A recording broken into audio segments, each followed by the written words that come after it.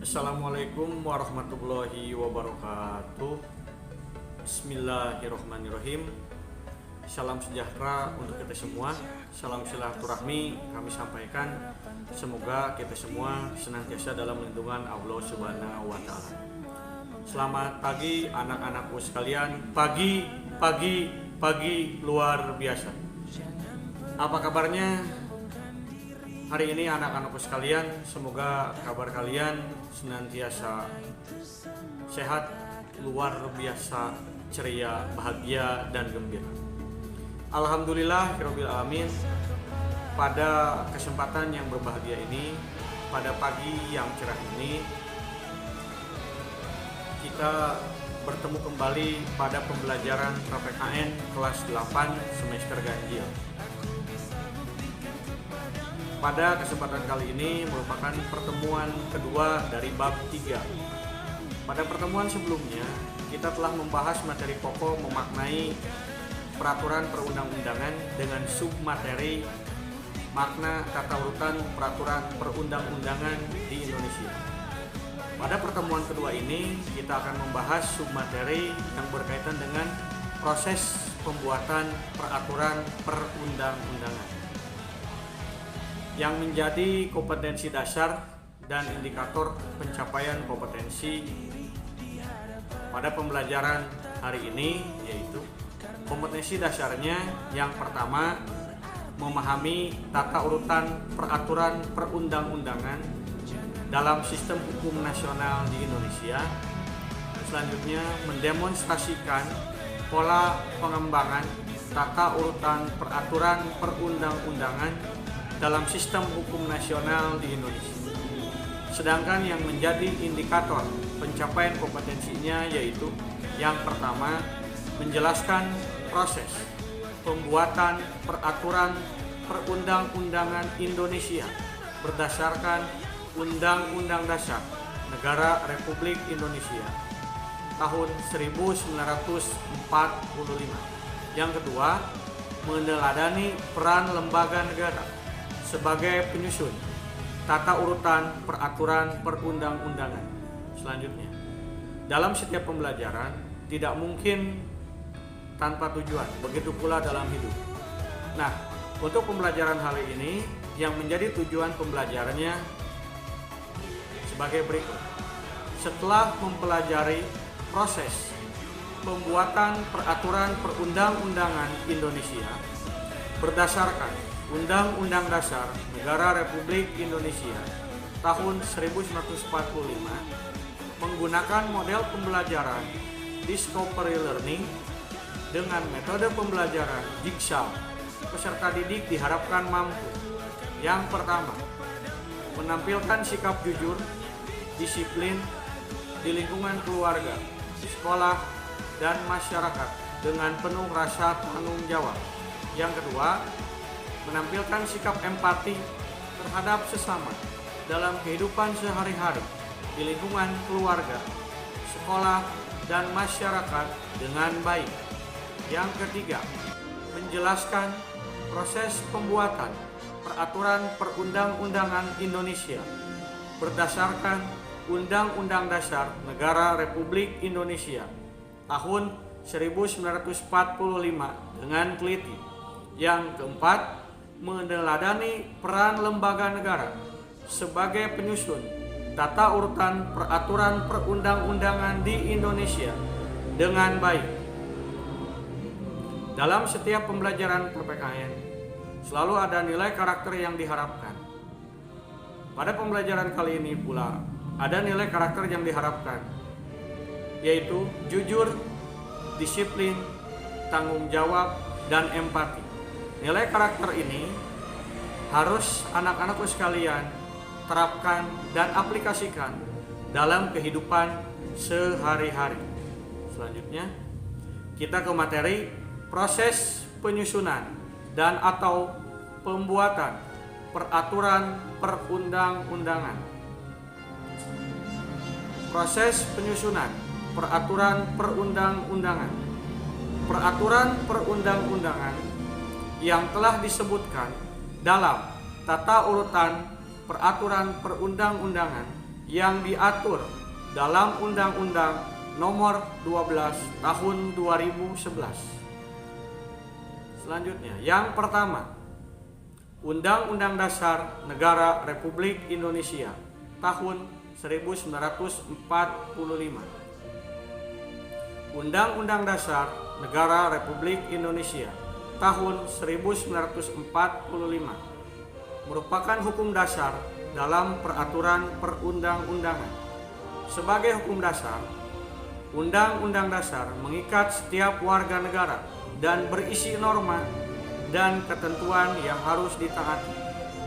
Sebagai hukum dasar, Undang-Undang Dasar Negara Republik Indonesia tahun 1945 merupakan sumber hukum bagi peraturan perundang-undangan dan merupakan sumber hukum tertinggi dalam tata urutan peraturan perundang-undangan di Indonesia.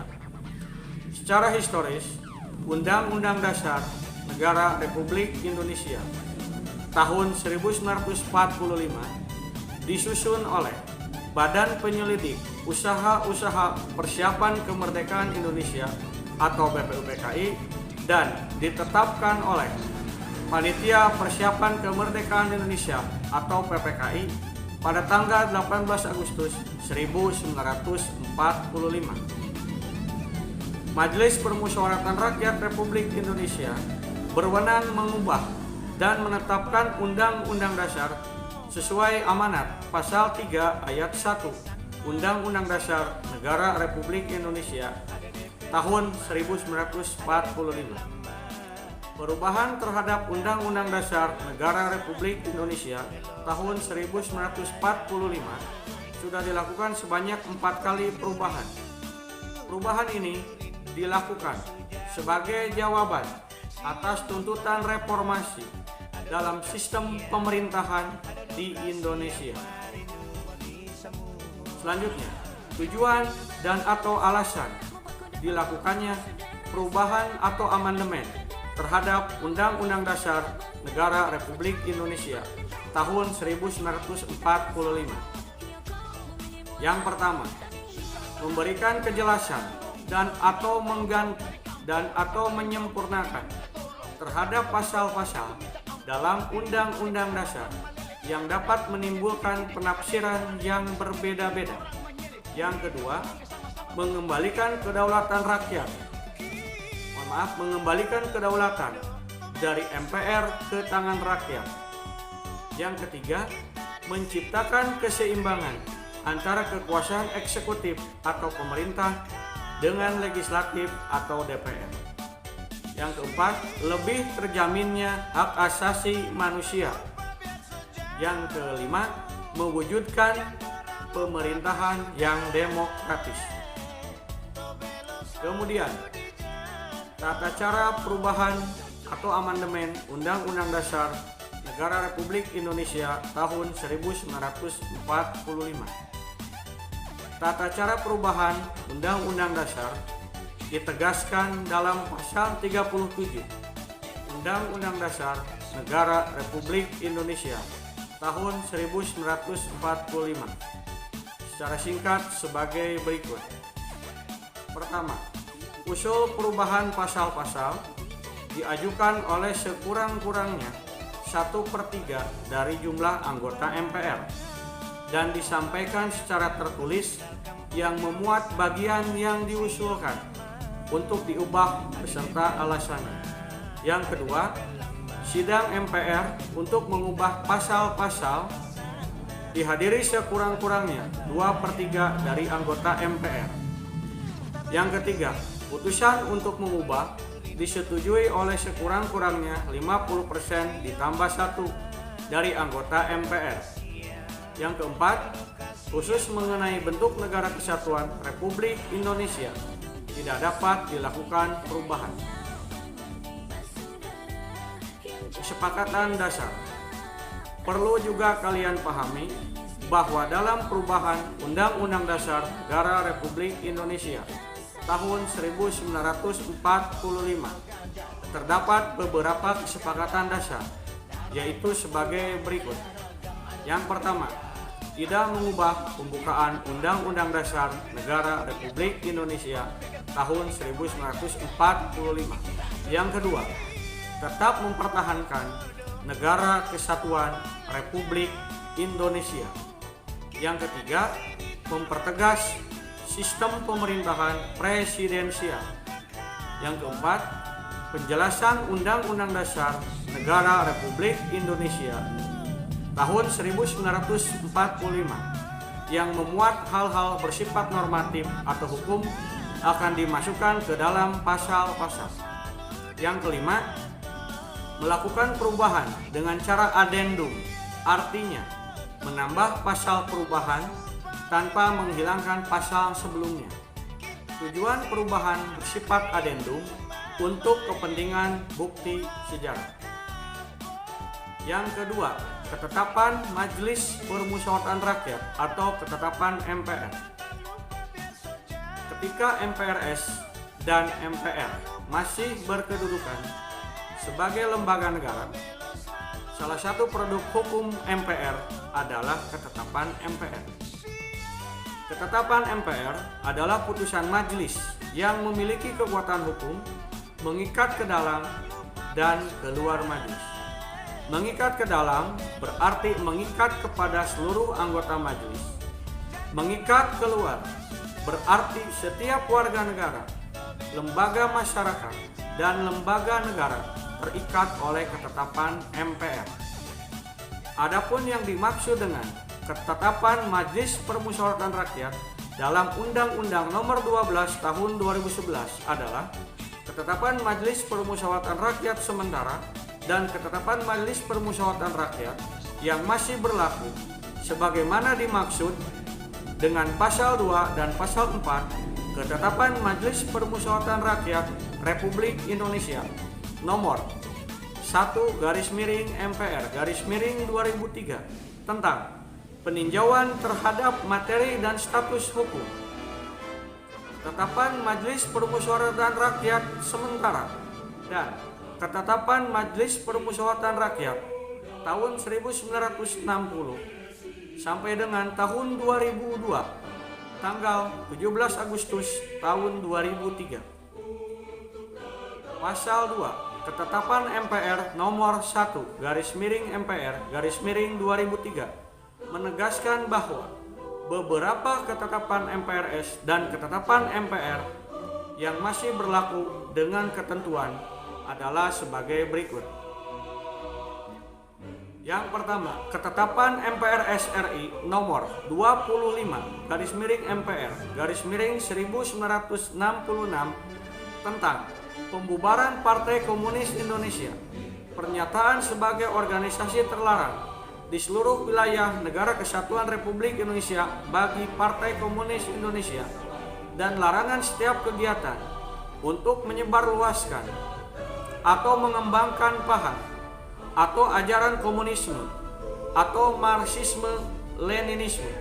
Yang kedua, ketetapan MPR RI nomor 26/MPR/1998 tentang politik ekonomi dalam rangka demokrasi ekonomi.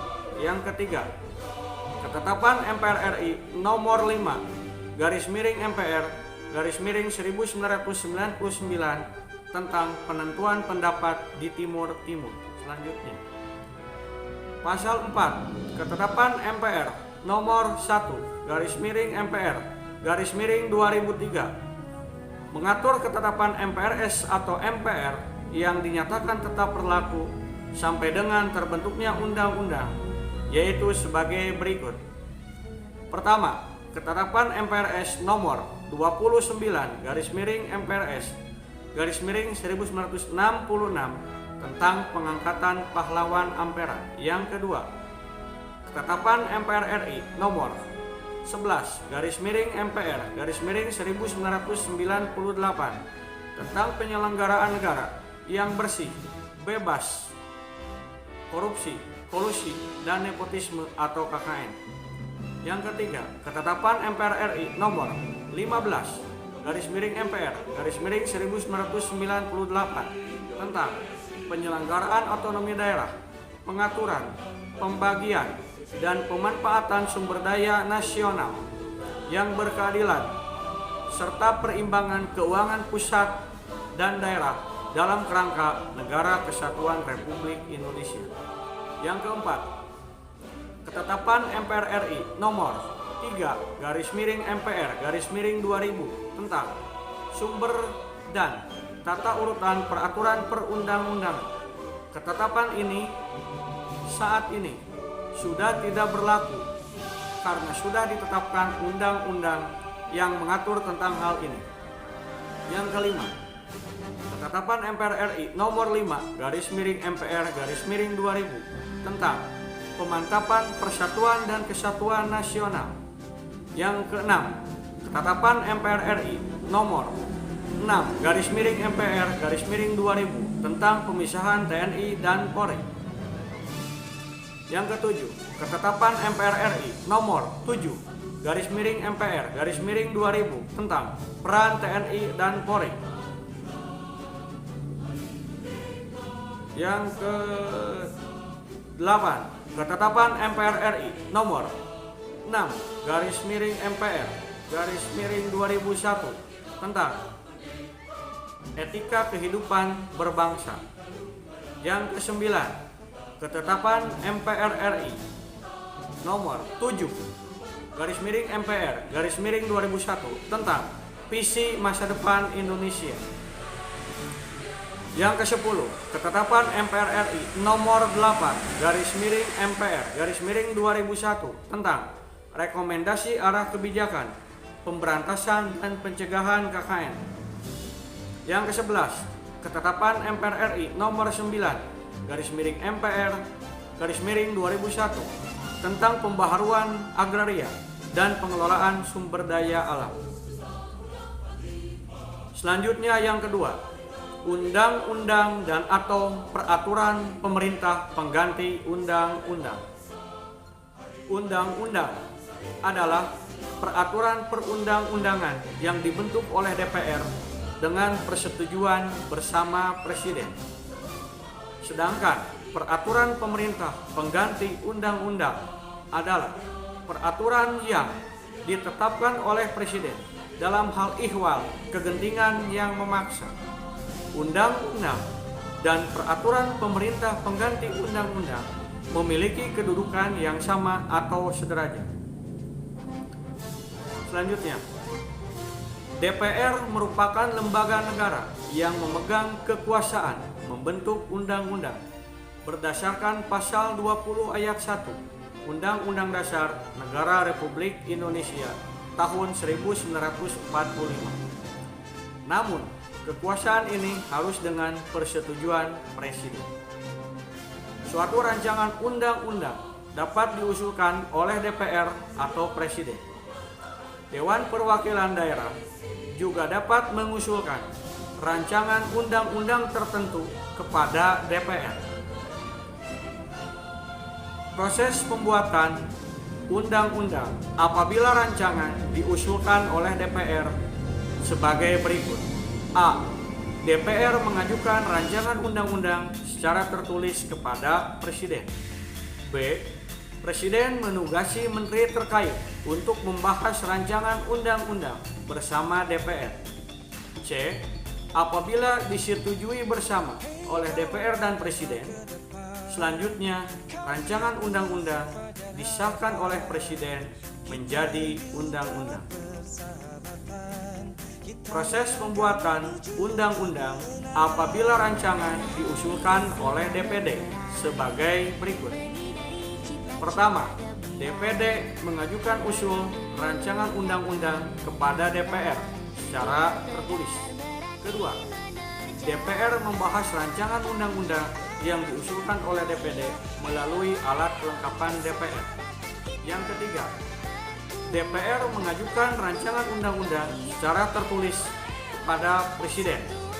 Yang keempat, Presiden menugasi menteri terkait untuk membahas rancangan undang-undang bersama DPR. Yang kelima, apabila disetujui bersama oleh DPR dan Presiden, selanjutnya rancangan undang-undang disahkan oleh Presiden menjadi undang-undang.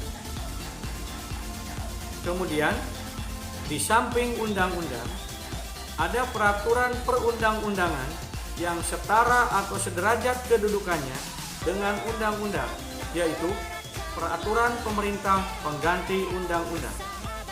Peraturan pemerintah pengganti undang-undang atau Perpu adalah peraturan perundang-undangan yang dikeluarkan oleh Presiden karena keadaan genting dan memaksa. Dengan kata lain, diterbitkannya Perpu jika keadaan dipandang darurat dan perlu payung hukum untuk melaksanakan suatu kebijakan pemerintah. Peraturan pemerintah pengganti undang-undang atau Perpu diatur dalam Undang-Undang Dasar 1945 Pasal 22 ayat 1, 2, dan 3 yang memuat ketentuan sebagai berikut. Pertama, Presiden berhak mengeluarkan Perpu dalam hal ihwal kegentingan yang memaksa. Kedua, Perpu harus mendapat persetujuan DPR dalam masa persidangan berikutnya. 3. Apabila Perpu tidak mendapat persetujuan DPR, maka Perpu harus dicabut. Yang keempat, apabila Perpu mendapat persetujuan DPR, Perpu ditetapkan menjadi undang-undang. Contoh Perpu yang dijadikan undang-undang antara lain: Perpu nomor 1 tahun 1999 tentang Pengadilan Hak Asasi Manusia. Perpu tersebut kemudian ditetapkan menjadi Undang-Undang nomor 26 tahun 2000 tentang Pengadilan Hak Asasi Manusia. Yang keempat, peraturan pemerintah. Peraturan pemerintah adalah peraturan perundang-undangan yang ditetapkan oleh Presiden untuk melaksanakan undang-undang sebagaimana mestinya. Hal ini sesuai dengan Undang-Undang Dasar Negara Republik Indonesia tahun 1945 Pasal 5 ayat 2. Peraturan pemerintah ditetapkan oleh Presiden sebagai pelaksana kepala pemerintahan. Contoh dari peraturan pemerintah adalah Peraturan Pemerintah Nomor 32 Tahun 2013 tentang perubahan atas Peraturan Pemerintah Nomor 19 Tahun 2005 tentang Standar Nasional Pendidikan untuk melaksanakan Undang-Undang Nomor 20 Tahun 2003 tentang Sistem Pendidikan Nasional. Tahapan penyusunan peraturan pemerintah sebagai berikut. Pertama, tahap perencanaan. Rancangan peraturan pemerintah disiapkan oleh kementerian dan atau lembaga pemerintah bukan kementerian sesuai dengan bidang tugasnya.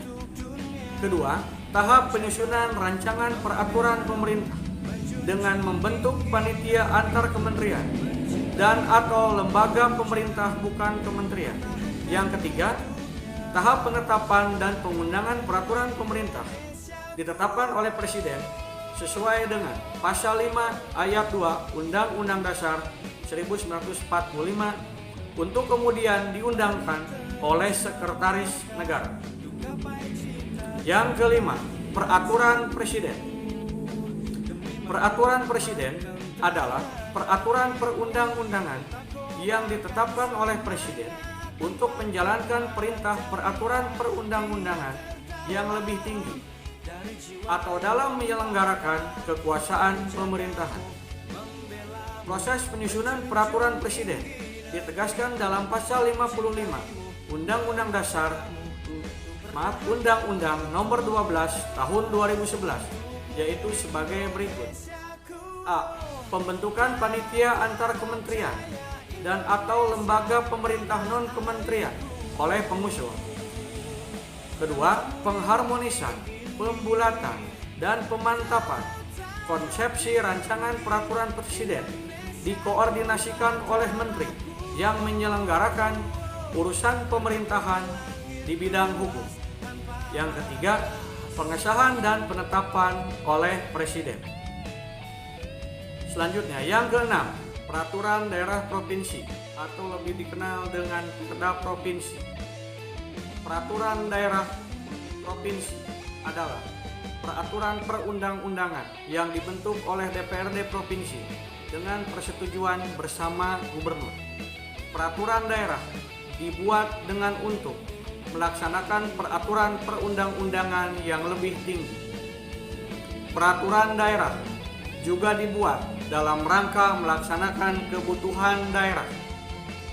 Peraturan daerah tidak boleh bertentangan dengan peraturan yang lebih tinggi. Pemerintah pusat dapat membatalkan peraturan daerah yang nyata-nyata bertentangan dengan peraturan yang lebih tinggi. Selanjutnya, proses penyusunan peraturan daerah provinsi sesuai dengan Undang-Undang Nomor 12 Tahun 2011 sebagai berikut. Rancangan peraturan daerah provinsi dapat diusulkan oleh DPRD provinsi atau gubernur. Apabila rancangan diusulkan oleh DPRD provinsi, proses penyusunannya adalah sebagai berikut. A. DPRD provinsi mengajukan rancangan peraturan daerah kepada gubernur secara tertulis. B. DPRD provinsi bersama gubernur membahas rancangan peraturan daerah provinsi. C. Apabila memperoleh persetujuan bersama, rancangan peraturan daerah disahkan oleh gubernur menjadi peraturan daerah provinsi. Apabila rancangan diusulkan oleh gubernur, proses penyusunannya adalah sebagai berikut. Gubernur mengajukan rancangan peraturan daerah kepada DPRD provinsi secara tertulis. Kemudian, DPRD provinsi bersama gubernur membahas rancangan peraturan daerah provinsi.